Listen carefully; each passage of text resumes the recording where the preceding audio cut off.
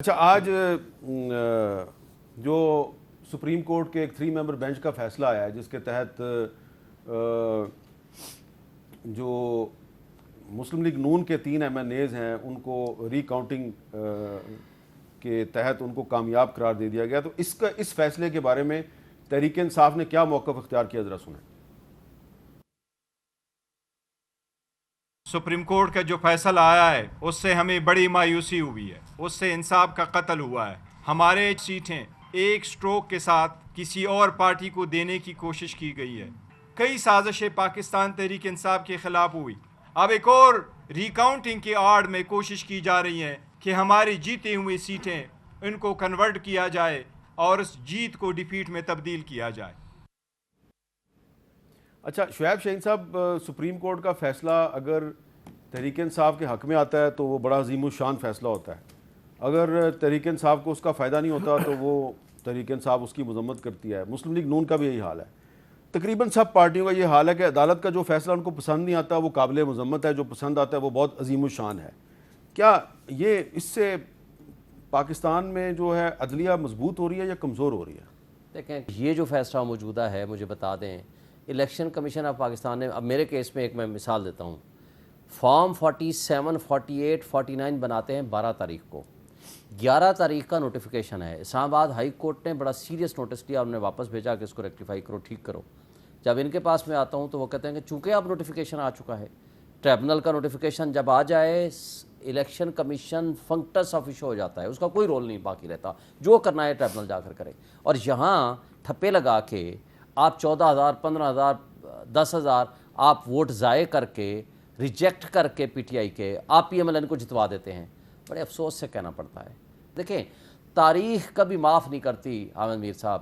جو اس وقت یہ فیصلہ ہے، مجھے بتائیں، آپ کسی کے ٹھپے لگا کے یا 14,000 یا 15,000 یا 10,000 ووٹ ضائع کر کے ایک ہی پارٹی کے، ایک ہی کینڈیڈیٹ کے، اور دوسرے کو جتوا دیں، جیتے ہوئے کو، نوٹیفیکیشن ہونے کے بعد، یہ کہاں کا انصاف ہے؟ اگر کسی کو اعتراض ہے وہ چلا جائے جا کر کے ٹریبونل میں۔ میں آپ کے سامنے بیٹھا ہوں، ہمارے تو ٹریبونل بھی نہیں چلنے دے رہے۔ جب ہم نے ٹریبونل میں کیس ہمارا ڈیسائیڈ ہونے لگا، الیکشن کمیشن نے ٹرانسفر کر دیا شکور راجہ صاحب کو، اس پہ ہم نے اسٹے لیا، پھر عامر فاروق صاحب نے کیا کیا کہ ٹرائل ہی روک دیا، تو ابھی اس کا فیصلہ آنا بھی باقی ہے۔ ہم 4 مہینے سے اس طرح گھوم رہے ہیں۔ مگر جب آپ کی گلیئرنگ مسٹیکس بھی آ جائیں، الیکشن کمیشن اور سپریم کورٹ کے فیصلے ہیں کہ آپ کا ٹریبونل بن گیا، جو میٹر ہے آپ ٹریبونل میں چلے جاؤ، ٹریبونل کے نوٹیفیکیشن سے پہلے الیکشن کمیشن کا نہیں، پورا لیکن اختیار ہے۔ آج اس فیصلے میں کے دوران قاضی فائز صاحب نے یہ بھی کہا ہے کہ کچھ ہائی کورٹ کے ججز جو ہیں وہ الیکشن کمیشن کے بارے میں نامناسب ریمارکس دیتے ہیں، ان کو خیال کرنا چاہیے، یہ ایک آئینی ادارہ ہے، تو یہ بات انہوں نے ٹھیک کیا۔ جرائم کی آماج گاہ ہے الیکشن کمیشن آف پاکستان۔ جتنا بڑا میرا مجرم ہے، جتنا اس قوم کا مجرم ہے، میں کہتا ہوں پاکستان کی 76 سالہ تاریخ میں اتنے بڑے مجرم نہیں آئے ہیں۔ میں یہ کوئی بات ہے کہ آپ سارے جرائم کے پردہ پوشی کریں، الیکشن کو ڈاکہ زنی کے ذریعے آپ سارا فیسیلیٹیٹ کریں؟ کریڈٹ تو آپ لینا کہ قوم کے اس مجرم کو chief election commissioner Imran Khan صاحب نے بنایا تھا۔ بھائی غلطی، ہم انسان ہیں، ہم سے غلطی ہو سکتی ہے سلیکشن میں، یہ اچھی بات ہے، یہ ہم سے غلطی ہوئی ہے، یہ سب سے بڑی غلطیوں میں سے ایک غلطی ہے۔ تو ہم نے اگر غلط آدمی کو لگا دیا تو ٹھیک ہے، وہ ایک انسان ہے نا، اس کا کردار جو کچھ ہے، مجھے بتائیں، رات کے 12 بجے تک ہم الیکشن جیت رہے ہیں، اس کے سفارشی کون تھے؟ شیخ رشید صاحب اس کے سفارشی۔ پھر اللہ ہی پھر بھلا کرے، ساڈا بھی تو انہوں دا بھی جہاں سے وہ آئے ہیں۔ لیکن مجھے ایک بات بتا دیں، آپ کا میں نے رزلٹ جیو کا ساتھ اپنی پٹیشن کے اندر لکھ کے دیا ہے کہ یہ میرا رزلٹ ہے، جو میں 47,000 کی لیڈ سے جیت رہا ہوں، کہیں 34,000 کی لیڈ سے جیت رہا ہوں، جو وقت کے ساتھ ساتھ آگے، اور فائنل رزلٹ ابھی آنا تھا، اور ایک دم یہ ریورس ہوتا ہے۔ میں جا کر کے میرا مخالف جو میرے سے 55,000 پیچھے ہے، اور وہ میں 1,05,000 پہ ہوں، وہ ابھی 50,000 کو کراس نہیں کر سکتا، وہ اٹھا کر کے اس کو آپ نے جتا دیے ہیں۔ اور وہ رزلٹ آپ کے سامنے، آپ کے پاس بھی ہیں، آپ اس دن بیٹھے تھے، باقی سارے چینلز بھی بیٹھے تھے۔ مجھے بتا دیں، اس طرح کے کرپٹ سسٹم کے جو سب سے اوپر شیلٹر دینے والے ہیں، اس کو قاضی صاحب کہتے ہیں ان کا احترام بھی ساتھ کریں۔ یعنی ایک تو یہ ہے کہ ہم ان کے خلاف ایکشن لیں، یا ان کو کم سے کم سنپ کریں، یا جس نے لیول پلینگ فیلڈ نہیں دی، جس نے election free, fair and transparent نہیں کرائے، ان کے خلاف قانون کے مطابق کارروائی کرنے کی بجائے آپ منصف اعظم کی سیٹ پہ بیٹھ کے یہ کہیں کہ جناب ان کو آپ احترام بھی دو۔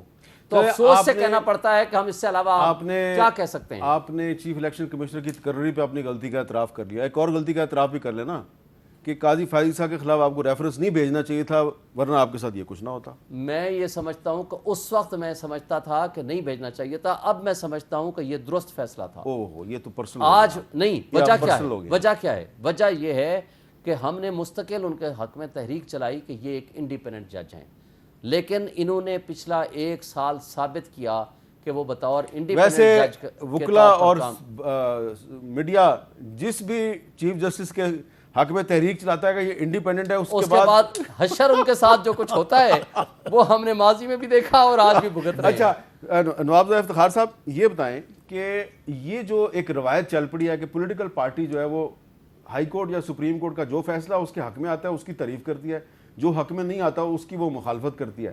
یہ جو ایک روایت ہے یہ کس طرح ٹھیک ہوگی؟ دیکھیں, سپریم کورٹ کو بھی اپنا دیکھنا چاہیے کہ آپ پہلے دیکھیں کہ کس قسم کے فیصلے آتے رہ گئے ہیں. 63A کا فیصلہ ایک آیا, اس کے بعد ایک تشریح کے بعد پھر ایک اور تشریح اس کی آئی, اس کی رٹ کی گئی, آج تک نہیں بتایا گیا کہ ان دونوں تشریحوں میں سے کون سی صحیح ہے. تو جب سپریم کورٹ اس قسم کے فیصلے کرے گی تو ظاہر سی بات ہے کہ پھر وہ لوگ اسے وہ کریں گے. کوئی پارٹی اپنے حساب سے لے گی, کوئی پارٹی اپنے حساب سے لے گی, اور وہ اس کے اوپر نہیں ٹھہریں گے. اچھا, اب منصور علی شاہ صاحب جو ہیں, جو اب کے اگلے چیف جسٹس بنیں گے, قاضی فائز عیسیٰ صاحب اکتوبر 2024 میں ریٹائر ہو جائیں گے, تو منصور علی شاہ صاحب جو ہیں وہ چیف جسٹس بنیں گے. تو انہوں نے حال ہی میں ایک تقریب میں کیا کہا ہے؟ آپ کو یقین ہے وہ ریٹائر ہو جائیں گے؟ پہلے میں ذرا منصور علی شاہ صاحب کی کلپ آپ کو سنوانا چاہتا ہوں.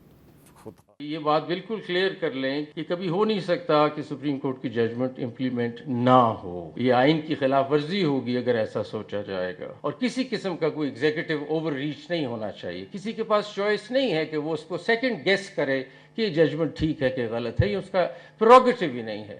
پروگیٹو ہی سپریم کورٹ کا ہے. سپریم کورٹ نے فیصلہ کر دیا ہے, that has to be implemented. That is the system of this country, that is the constitution of this country. کوئی نیا نظام بنانا چاہتے ہیں تو پہلے بنا لیں, پھر بات کریں گے اس سلسلے میں. اور اس کے سیویئر کانسیکوینسز ہیں اگر آپ امپلیمنٹ نہیں کریں گے, کیونکہ ہماری ججمنٹ تو اپنی جگہ اور وہ امپلیمنٹ ہوگی. اور 2-2.5 گھنٹے آپ نے مجھے باور کرا دیا ہے کہ وہ امپلیمنٹ نہیں ہو رہی, وہ تو ہوگی. اچھا جی, یہ منصور علی شاہ صاحب بڑے ڈٹرمنڈ ہیں. وہ کہہ رہے ہیں جی کہ جو فل بینچ کا فیصلہ ہے وہ تو امپلیمنٹ ہوگا.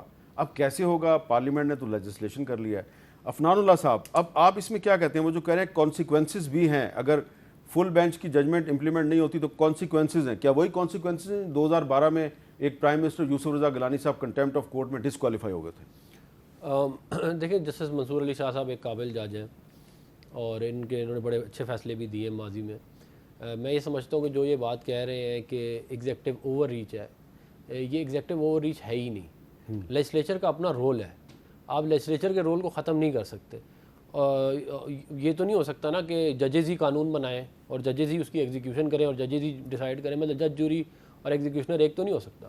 تو یہ لیجسلیچر جو ہے وہ اپنا کام تو کرے گی نا, اس کو تو آپ نہیں روک سکتے کہ آپ یہ قانون بنا سکتے. یہ آپ کی بات درست ہے کہ لیجسلیچر جو ہے اس کو اپنا کام کرنا چاہیے, لیکن آپ کام تو ہمارے سامنے آنا, برا نہیں بنائیے کہ لیجسلیچر کا ایک الیکٹڈ ممبر جو ہے حاجی امتیاز احمد چودھری, وہ غائب ہے, لاپتہ ہے. اس کو پروڈکشن آرڈر جاری کرتا ہے اسپیکر, عمل درآمد نہیں ہوتا. پھر آپ اسٹینڈنگ کمیٹی پروڈکشن آرڈر جاری کرتی ہے, عمل درآمد نہیں ہوتا, تو پھر لیجسلیچر جو ہے اس کی عزت کون کرے؟ نہیں ٹھیک, آپ کہہ رہے ہیں کہ یہ روایت جو ہے ماضی میں یہ پی ٹی آئی نے شروع کی تھی, یہ کہ پروڈکشن آرڈر جاری ہو جائے اور بندہ ہی غائب نہیں مل رہا. اب وہ ظاہر ہے جو بری ٹریڈیشنز آ جاتے ہیں پھر وہ سسٹم سے نکالنے میں ان کو ٹائم لگتا ہے, لیکن میں سمجھتا ہوں کہ ان کو بالکل پروڈیوس ہونا چاہیے. میں کچھ باتیں جو انہوں نے کی, جو ایف صاحب نے, ان کا میں جواب دینا چاہوں گا. یہ کہہ رہے ہیں کہ جی چیف جسٹس قاضی فائز عیسیٰ جو ہے اچھے جج نہیں ہیں. انہوں نے جو لینڈ مارک ججمنٹ دی بھٹو صاحب کے کیس کے اوپر, جو مشرف کے کیس کے اوپر, جو کوئی جج تصور نہیں کر سکتا تھا, جو انہوں نے یہ فیض آباد پہ ججمنٹ دی, کوئی جج کوئی مائک لال کر کے دکھائے.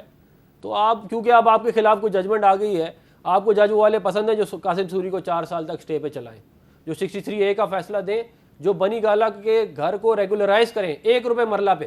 آپ کو پتہ ہے 1 روپے مرلہ دیا عمران خان نے اس کی فیس, اور باقی ساروں کے گھر گرا دیے جو غریب لوگ تھے اور اس کو ریگولرائز کر دیا. اور علیمہ خان صاحبہ کی کرپشن پکڑی جائے تو ثاقب نثار آ کے بچائے اس کو. آپ کو یہ والے جج پسند آتے ہیں, وہ والے جج پسند آتے ہیں جنہوں نے ہمارے سینیٹرز کو کھڑے کھڑے ڈسمس کیا کہ جی یہ دونوں ڈسمسڈ, چلو جی ختم ہوئی کہانی. تو وہ جج آپ کو جو فیسیلیٹیشن تھی جو شروع ہوئی تھی ثاقب نثار سے اور ختم ہوئی آ کے بندیال کے اوپر, اب وہ آپ کو نہیں مل رہی, تو اب آپ جج کو رگڑ رہے ہیں. تو سپریم کورٹ کی ججمنٹ پہ امپلیمنٹیشن ہوگی یا نہیں ہوگی؟ دیکھیں سپریم کورٹ کی جو ہے اس کے اوپر ہم امپلیمنٹیشن تو ہم کریں گے, لیکن ظاہر ہے لیجسلیچر کا بھی جو معاملہ ہے اس کو بھی سامنے رکھ کے کوئی درمیان کا راستہ نکالیں گے آپ؟ کوشش ہماری ہے کہ ظاہر ہے